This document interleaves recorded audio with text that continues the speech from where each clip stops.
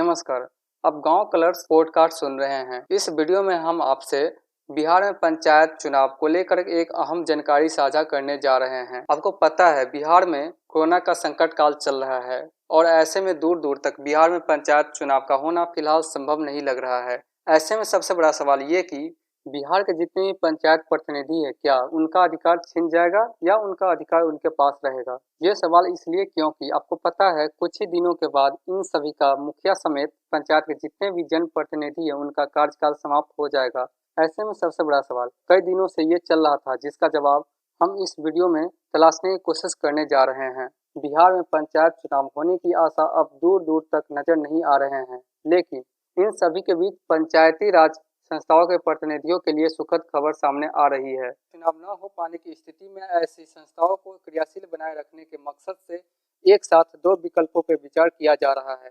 अगर फैसला दूसरा विकल्प पे हो जाता है तब भी गठित पंचायत संस्थाओं का अधिकार वर्तमान प्रतिनिधियों को मिल सकेगा। ये प्रतिनिधि अगले चुनाव तक बदले हुए पद पर नाम के साथ अपने कर्तव्य का निर्वाह कर सकते हैं।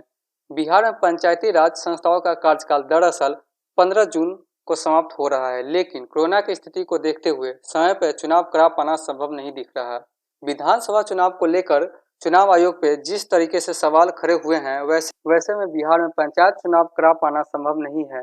उत्तर प्रदेश में हाल ही में संपन्न हुए पंचायत चुनाव में जिस तरीके से ग्रामीण क्षेत्रों में कोरोना संक्रमण का दायरा बढ़ता दिखा, वैसे में पंचायत चुनाव को इसकी एक वजह माना जा रहा है। बिहार में पंचायत कार्यकाल समाप्त होने पर क्या किया जाए, इसे लेकर बिहार राज्य पंचायती अधिनियम मौन है। झारखंड में त्रिस्तरीय पंचायती चुनाव राज्य संस्थाओं का कार्यकाल 2020 में ही समाप्त हो गया। कोरोना के कारण वहां चुनाव भी नहीं हुए। इस साल जनवरी में एक अधिसूचना जारी कर पुराने निर्वाचित प्रतिनिधियों को ही अधिकार सरकार की तरफ से दे दिया गया है। इसके तहत गठित पंचायत के मुखिया को कार्यकारी समिति का प्रधान बनाया गया है।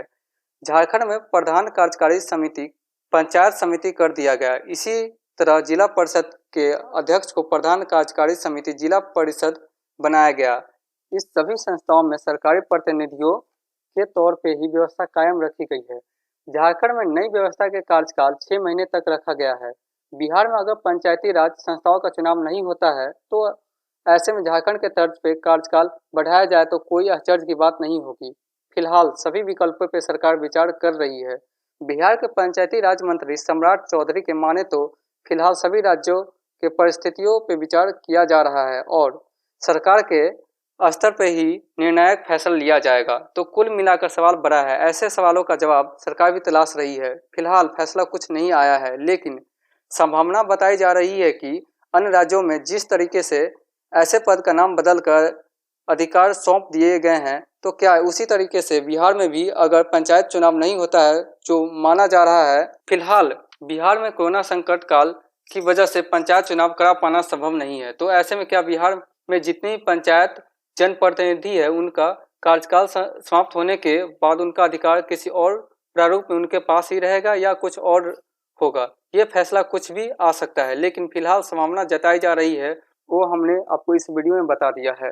अगर आप बिहार पंचायत चुनाव के सभी अपडेट्स पाना चाहते हैं तो हमारा यूट्यूब चैनल गांव कलर्स को सब्सक्राइब कर लें, साथ बेल आइकन को भी दबा दें जिससे हमारे सारे अपडेट्स आपके पास पहुंच सके।